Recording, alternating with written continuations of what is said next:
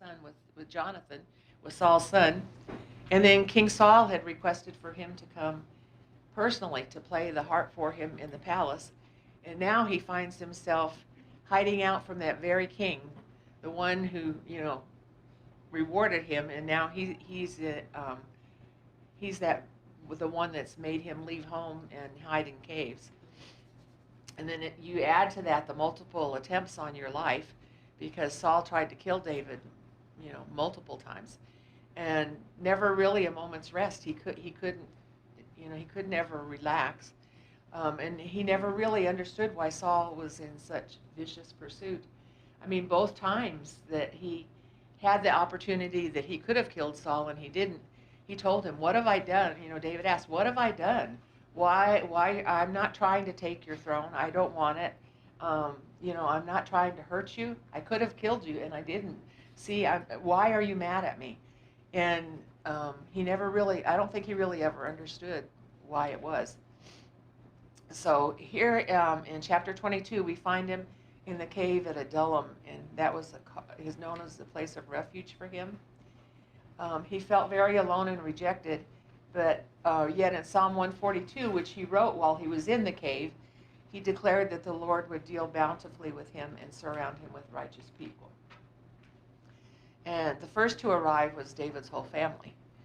And this was a precious gift from God, because previously all David had was trouble and persecution from his fathers and brothers.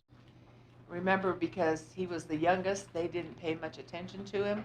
They hardly acknowledged him. And remember when Samuel came to anoint the next king and they had the dinner, his father didn't even call him in for dinner. He left him out in the field. He didn't think it was important to even call him in.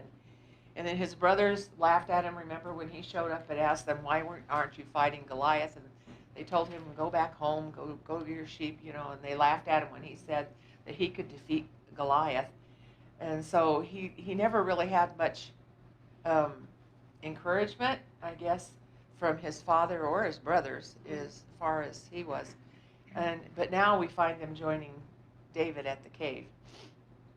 And then next, God called an unlikely and unique group of men. They were a rather pitiful and unpromising company, and they were certainly far from being righteous when they arrived with David. They were not who David would have chosen for himself, probably, but they were the ones that God called to be there.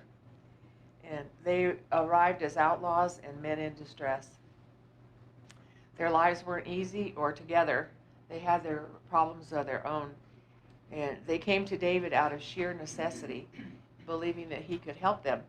And after all, David was pretty much an outcast himself. So they figured he could identify with them, because with Saul hunting him down, he was pretty much an outcast. There were other people who were in debt and had lost everything. And in that day, when a man got into debt, he could lose all of his property and be sold into slavery. And so creditors would hunt them down for failure to pay their debts. And David has certainly lost everything. He lost his home. He lost his wife because he was married to Michal when he had to leave, Saul's daughter. And so she was behind, and his friends were there, and then his nation, the whole nation of Israel, because he had to leave there to, hide. So the last group that they mentioned here that joined him were ones that had been mistreated by life. They were discontent, and they had let it grow into bitterness. And David had certainly been dealt with unfairly by Saul. So he must be as discontent as they were. I mean, it couldn't have been easy for him. But David made a choice to continue to seek the Lord in these times of trouble rather than to become bitter. And when he looked at the men who came to him, he saw an opportunity for transformation, and he became their captain. He trained them and worked with them and saw them change from being rogues and misfits to become mighty men, men of war fit for battle. And they started out with just 400, which grew to 600 at the beginning, and they became a special force that was so formidable that they could escape Saul and his army of 3,000 hunting them down in the wilderness. They were also victorious over the Philistines, which Even King Saul wasn't victorious over the Philistines every time, but his men had victories over them.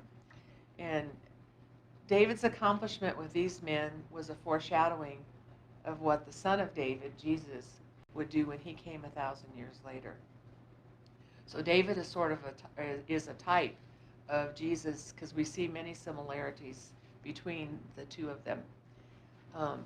We're going to look at just a little bit.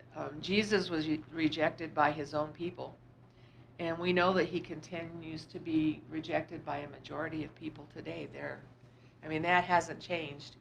And David was rejected by his country at the time. And just as David was hunted down by his adversary Saul, we know that our enemy Satan is after us. 1 Peter 5:8 tells us, "Be sober, be vigilant, because your adversary the devil walks about like a roaring lion seeking whom he may devour." And Jesus still calls out today to those who are in distress, in debt, and discontent. The world around us is so chaotic and crazy that it certainly causes distress for those who look for their security in this world. Financial problems certainly still weigh people down, not to mention the debt of sin which we cannot pay. So we're debtors more than just in earthly things. We are dead to sin. We owe that debt that we cannot pay. And we see people that are bitter about life and their circumstances. That's come to light so much, in the past couple of years. Everybody's discontent with what they have, what they don't have, what somebody did to them 100 years ago, that they weren't even here. Trying to erase all of our history, that we're supposed to learn from. They want to just do away with it and not learn the lessons that we, should learn from things that have happened in the past. And we see people growing angrier and more resentful, and to the point of violence. It's just, they don't care what they're doing. And people today still look for contentment in the world, in entertainment, in drugs, alcohol, various relationships, any kind of relationships. You can have any kind of relationship you want to have these days, and everybody says, oh, well, that's okay. But God doesn't. Or they look for their happiness in their job. But these are all empty things, then they're not going to bring the contentment that they're looking for. They're not going to find it in any of those things. And just as David helped the men who came to him, Jesus helps those who come to him. We can find true security and peace when we trust God and follow his word, because it never changes, and he never changes. He's the same yesterday, today, and forever. His promises are true and give us hope when we are distressed. Jesus becomes the source of everything that we need, and he provides for our daily needs. But more importantly, only Jesus can pay the price to free us from the debt of sin. For those who are discontent, Jesus offers the only lasting contentment we can have in this life. Bitterness will not take root in a heart that is seeking after God. And we have hope, knowing that what awaits us in the future. So God's heart is in transformation. We see David transformed from a shepherd boy into a giant killer. Through David, God transformed a ragtag group of social misfits into mighty men. And God still transforms lives today for those who will follow his son. He accepts us as we are, just like David accepted them as they were. And then God begins the transformation process. And his goal and our goal should be to be conformed to the image of Jesus. We want to be like him. And 1 Corinthians 1:26-28 talks about this. For you see your calling, brethren, that not many wise according to the flesh, not many mighty, not many noble are called. But God has chosen the foolish things of the world to put to shame the wise. And God has chosen the weak things of the world to put to shame the things which are mighty. And the base things of the world and the things which are despised God has chosen, and the things which are not, to bring to nothing the things that are. So, and we can see that we see how there are so many people in our time that think themselves wise, and they're they're foolish. I mean, it makes no sense how they're thinking, and yet they think that they're wise. And it gets more baffling every day, I think. There's it just compounds. You think that you would never hear. You would never hear some of the things that you hear, and then when you think that's bad enough, somebody takes it a step further, and it gets even more stupid. It's just it's crazy. The people believe the lie, and they don't know the truth. So all of that was just from the first two verses in 1 Samuel. Now we're going to go to 1 Chronicles 11:10 through 18. And they were always speaking of David's 30 mighty men, but in this chapter we'll see that they name 37 elite warriors who distinguished themselves as courageous fighters on the battlefield and performed astonishing acts of bravery. And one of the commentaries I read said that it could be that the reason there are 37 listed, but only they always referred to them as the 30, is because some were killed or some died, and so that's what gives us the other amount. And they presented them in three groups. The first and greatest group was Jashobeam, Eleazar, and Shammah, and they were labeled the three mighties. Jashobeam was considered the greatest of all the men, and we never hear about him anyplace else in the Bible except here. But he was the chief of captains, and he led a division of 24,000 soldiers. Can you imagine? That's a lot of people to lead, and we know that they led them. It tells us that they kept rank, that they were together when they went out in these groups. So he was a leader of leaders, and he gained a reputation for prowess in battle by withstanding and killing 300 in one battle. And in one other place it says 800, but it's talking that it's what thought is. Well, some people say that they transcribed it wrong, but I don't think that God lets them be transcribed wrong. So the other theory was that there were 800 men there, and out of the 800 men, he killed 300. So, but I mean, killing 300 men by yourself in a battle is pretty. That you don't go down and you've killed that many is pretty awesome. Then Eleazar gained recognition by fighting with David against the Philistines, who had caused everyone else to run away in fear. They came in and scared everyone off.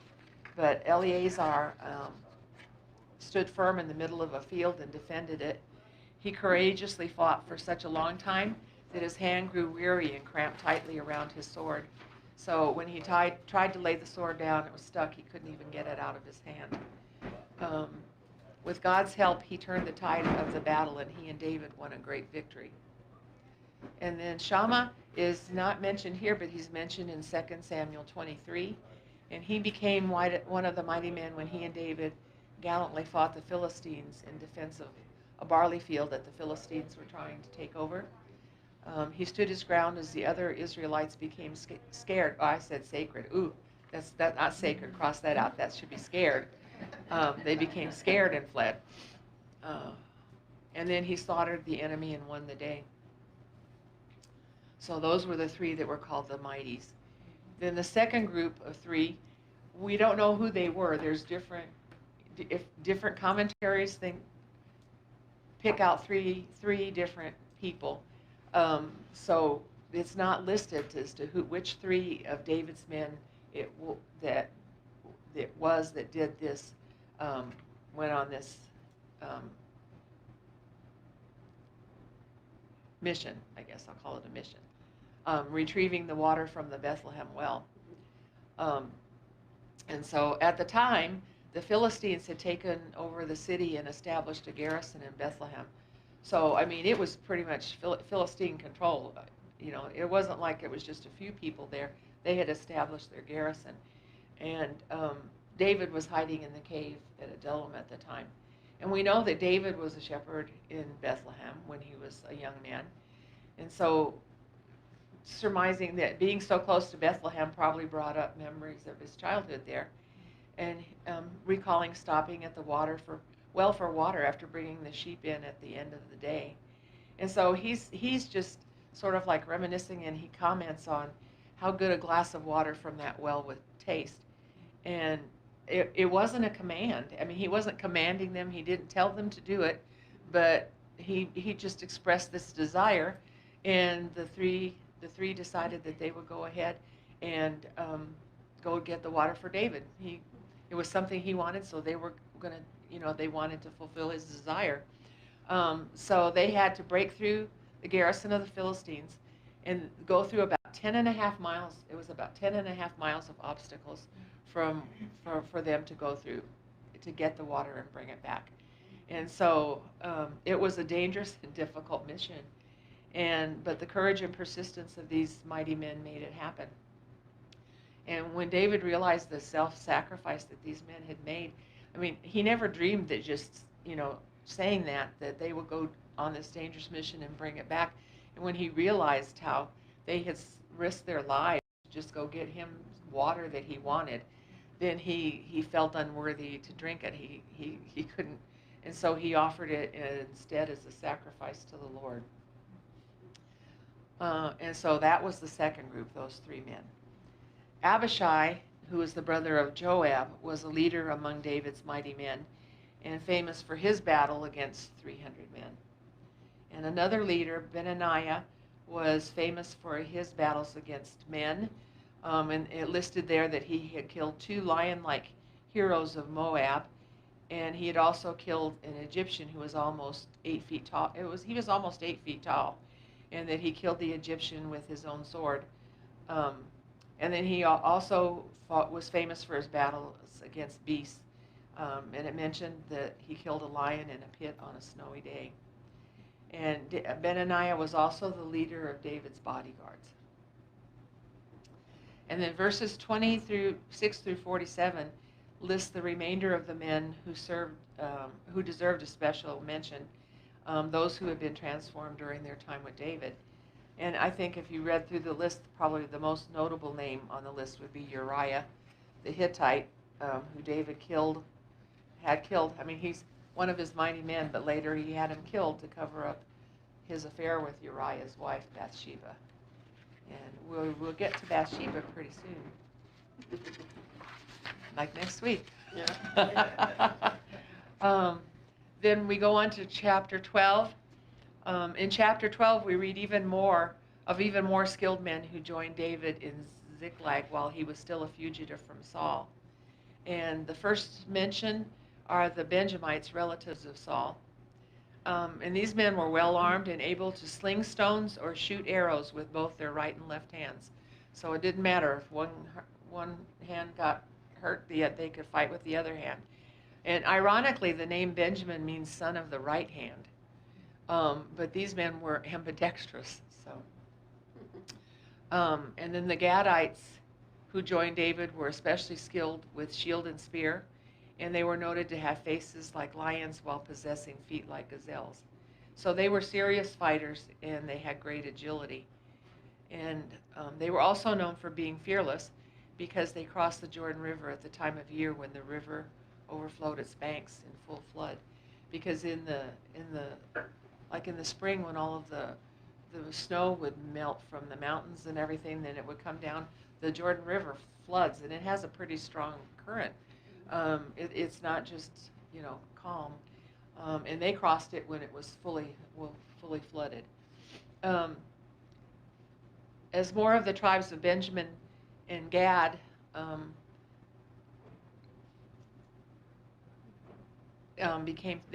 as more of the men became fed up with and disillusioned with Saul, they started joining David, as well as men from the tribes of Judah and Manasseh. And so these were people who you would think would be closer to Saul, and they started to become disillusioned with him and what he was doing, and so they started to come to David.